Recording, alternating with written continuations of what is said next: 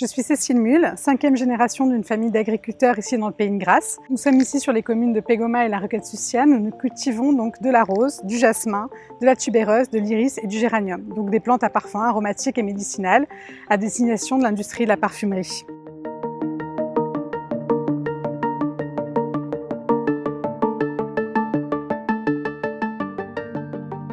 Nous avons donc démarré la récolte de roses il y a 3 semaines.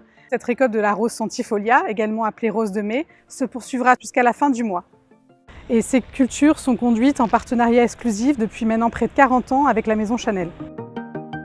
Nous allons devoir récolter tous les jours, 7 jours sur 7, avec des groupes de cueilleuses qui vont se remplacer pour ne ramasser uniquement la fleur épanouie.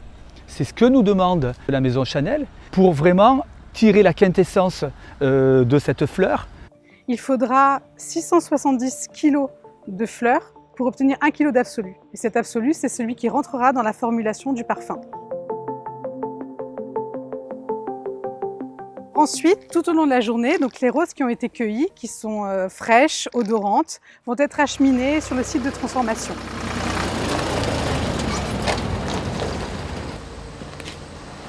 Nous sommes ici à l'usine de transformation des produits floraux qui va nous permettre de transformer toute notre récolte de fleurs en ce qu'on appelle la concrète.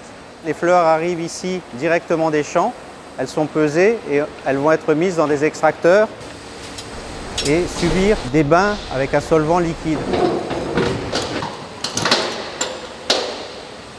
Cette solution liquide est récupérée, le solvant est séparé et on va obtenir notre concrète de rose. La concrète de rose n'est pas utilisée telle quelle, elle est transformée en absolu et c'est l'absolu qui va être utilisé dans les parfums Chanel, notamment dans l'extrait de numéro 5.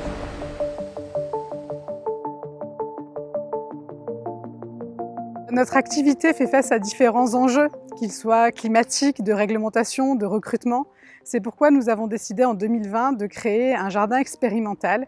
C'est une surface d'un peu moins d'1 hectare qui nous permet d'étudier une trentaine d'espèces végétales et de tester, d'expérimenter des pratiques agroécologiques, de gestion de l'eau, de formation, d'acclimatation.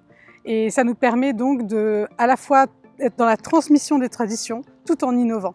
Et c'est avec beaucoup d'humilité et d'émotion que je m'inscris dans une continuité de ce que des générations avant moi ont pu faire dans notre groupe et sur cette activité.